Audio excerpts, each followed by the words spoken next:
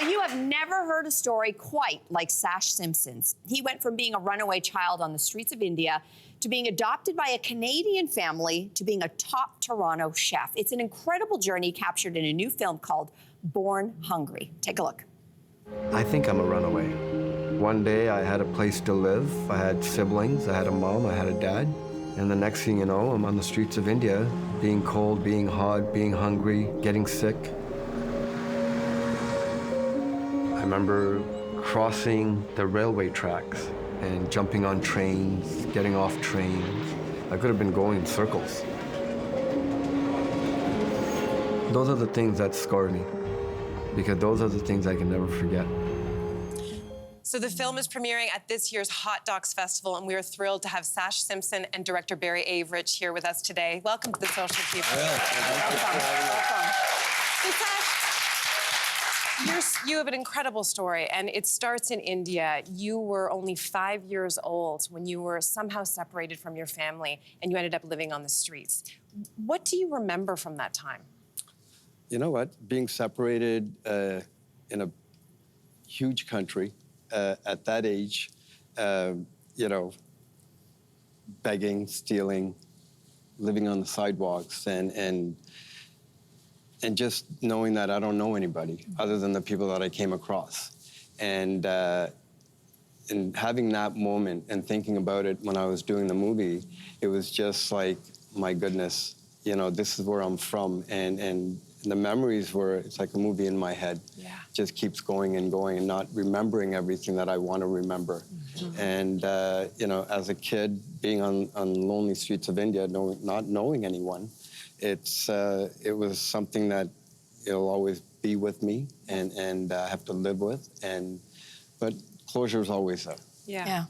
Barry, what was it about this story? I mean, it's perhaps an obvious question, but what made you want to turn Sash's story into this doc? It's such an amazing, beautiful story. It's a story about second chances. And what's interesting about this film, and you've said it, Sash was lost when he was 5 years old, but there's another heroine in the story, and that's his adoptive mother and father, Sandra and Lloyd Simpson. Sandra Simpson, who traveled the world and adopted 32 children, including Sash, and brought him back.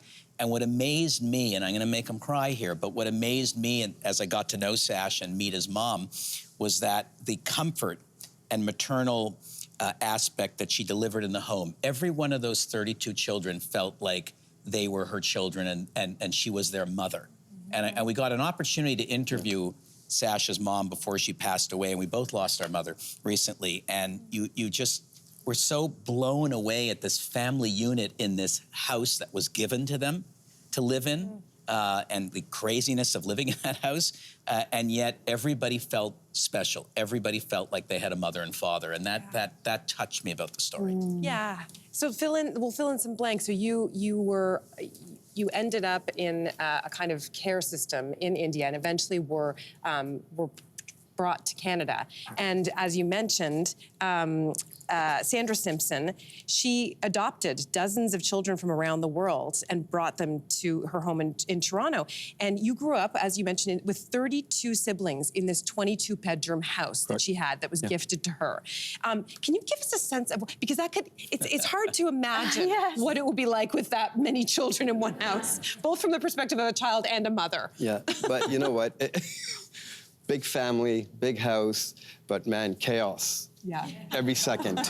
And You had your own sports team. And we made our own teams. The neighborhood kids would come to our house. Hey, can we join in the teams? But you know what? As far as inside that house, listen, I had 3 newspaper routes, and I would get up at 5 in the morning and go do the routes and come back, and I had to come back fast because the bathrooms were gonna get taken.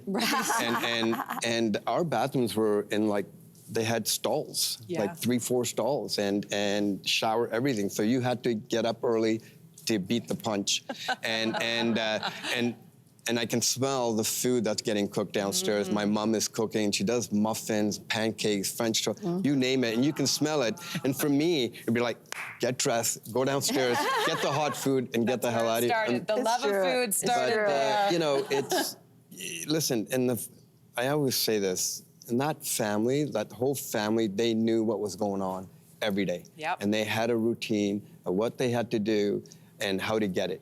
And that was it.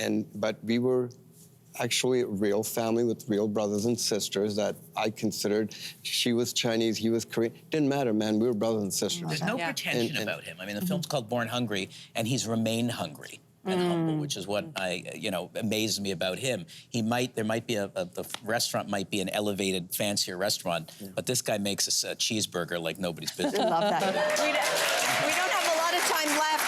But very quickly, Barry, because the doc, you go back to India to try to connect and try to find your biological family. That's detective work. So how difficult or easy was that for you in your work? Well, we're still doing it. We're still doing it. We're in touch with detectives and the police departments to find out whether his family ever filed a missing children's report. So the story continues. We took him to a lot of places where we hoped you'd walk the streets and hope that you'd see a brother or a sister, or they'd recognize you. We believe when the film's released internationally, God willing, that family will come forward. That's the day. That's part 2. Fingers crossed. Sash and Barry, this is just the beginning of the iceberg, but thank you so much for sharing this phenomenal story with us. Thank you. Thanks for having me. Thank you. Really.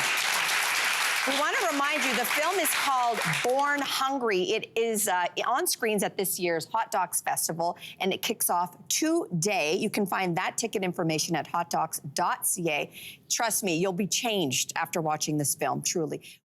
Hey there, what did you think? Drop your comments below and join the conversation. And don't forget to like and subscribe so you can find more on everything from food and fashion to pop culture and current events. See you soon.